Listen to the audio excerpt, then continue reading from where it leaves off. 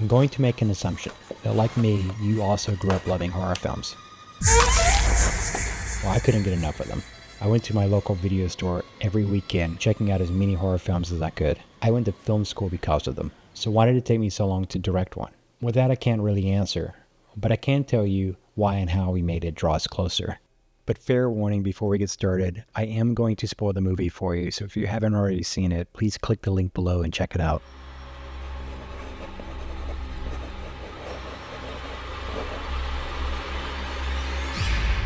It Draws Closer began back in 2023. I finished reading for the night, reached over to turn off my lamp, and caught a glimpse under my bed through the mirror next to it. And I asked myself, what if something was under there right now? And just like that, I was 5 years old again, terrified of the monster under the bed. I also had a story. I knew everyone would be able to relate to a monster under the bed film. I mean, who hasn't had one or two under their childhood bed, am I right? But I needed a hook. What was going to keep somebody watching this film about this monster under this bed? I don't know exactly how I came up with the premonition sketches idea, but I'm pretty sure a big influence was knowing my friend Brett Brooks is an incredible illustrator and that I could probably convince him to work on it if I gave him a good part. So, I casted him as the creature. He was thrilled. Don't ask him about it. Just trust me on this. Or you like Smeagol's muscle. We wore the ring for like a day and lost it immediately. This is what it was left. I would be lying if I told you I wasn't a little scared to make this movie. Since I graduated from SCAD back in 2012, I hadn't made a narrative film. I produced and directed a few documentaries that, though I loved, didn't really go anywhere. So getting back into narrative filmmaking after such a long hiatus, and producing my first real horror film, yeah, it was scary. Luckily, I had a great team to support me during production. Most of the folks I went to SCAD with, Heebie-Jeebies Pictures co-founders Jason Sheedy and Cal Steinecke, but I also got to work with another SCAD alum I didn't know previously, but I've been a fan of for years, cinematographer Matthew Noonan. We also got the opportunity to work with Heebie's newbie, Tom Festo, as our gaffer. Fun fact, Tom later joined us on another project, Tapestry, this time as the director of photography. We'll have more on that film once it finishes festival run, but you can watch the trailer for it now. As for casting, I already mentioned bringing on board Brett Brooks as our creature. It isn't his biggest role, but he was game to do it. But that was before he knew how long he'd be sitting in the makeup chair. It's not like you weren't given a heads up. You told me I was going to be in makeup. You didn't tell me how much makeup I was going to be in. Well, dude, I inhaled so many fumes. I'm pretty sure when I went home, I forgot my mom's name for 3 days. For the role as the artist, I really wanted to cast Erin Ownby. She's been in nearly every Heebie-Jeebies picture before this, but I hadn't met her yet. And all I had to offer her was a barely 3-page, extremely silent script. Jason was kind enough to make introductions, and Erin, bless her heart, agreed to be in the film. I think it was because she could spend the entire day laying around in bed, but you know, whatever works. I'm just happy she said yes. Her ability to convey fear at a drop of a hat and then laugh and joke around with us after each cut was awesome to watch. We've all gone on to work together on a few more projects this past year, so stay tuned for those. So the film is cast and we're all crewed up, but we still have so much to do.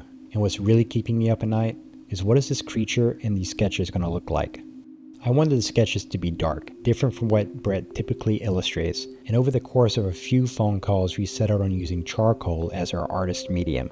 But the real challenge was deciding the exact framing of the illustrations prior to filming on set. Each sketch had to be ready by our shoot date, but they also had to match the shot design as well as the production design, the creature design, as well as Erin's wardrobe and hair.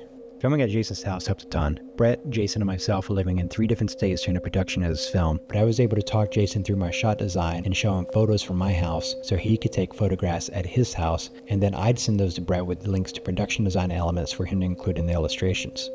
Outside of the sketches, the biggest question for this film was, what does the creature look like? Originally, I wanted the creature to look like it was made of charcoal, scratchy and jagged, its flesh moving around like a stop-motion illustration. Then Jason, who also serves as my editor and VFX artist, told me I was insane. So, I began searching online for various masks that we could have Brett wear and then manipulate in post-production, and I found a handful that were genuinely creepy and affordable. Then I watched a ton of creature feature short films online and found almost every one of those masks was used in another film. But honestly, it was a blessing. I didn't want to use a pre-made mask for this film. I wanted us to create something original. I ended up purchasing a few prosthetics online. We found that pairing an alien nose with a weird chin and an old man's forehead and combining it with some troll ears created a pretty unique look that was weirdly human but also otherworldly. For makeup, we went with a dark gray to keep it close to a charcoal look while not going too dark. We didn't want to lose too much detail. It was only going to be shown once and we really wanted to make sure it was seen well, even in the dark.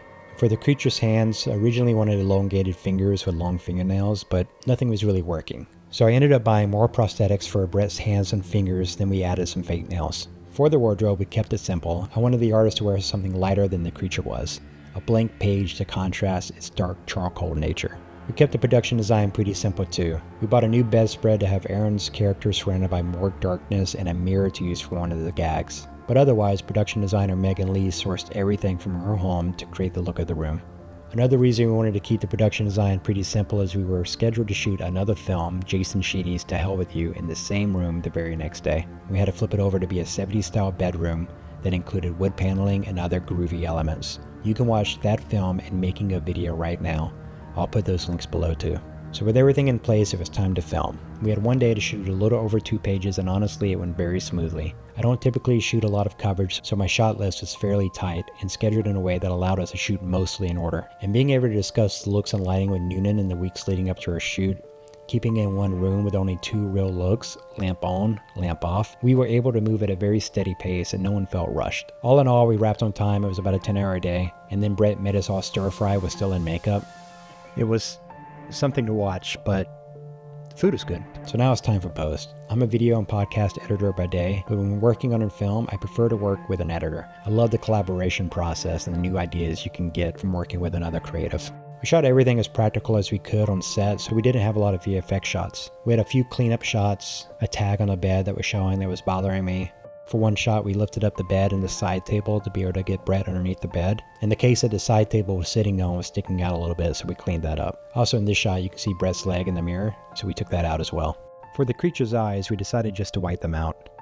This gave it a little bit more of an unnerving, spooky alien vibe. In the opening of the film, we originally had the artist sketching the hand underneath the bed. However, Jason brought up the idea of maybe having it appear in the page similar to how it appears from underneath the bed. So we removed it from Brett's sketch. For color grading, I sent Jason a few examples, mainly from The Haunting of the Hill House and a few other spooky movies. We wanted to keep it fairly grounded, where you can tell the artist was actually in the dark when the light was off, but not too dark where you lose detail in the creature.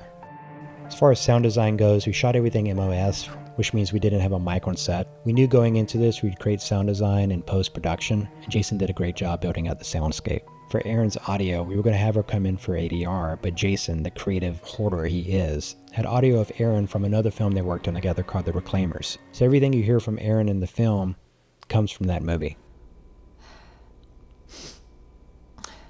Originally, Jason had this wall-to-wall with music, and it was very creepy and unnerving, but my one note was to pull back on some of that audio, so that when it did come in, we really felt it.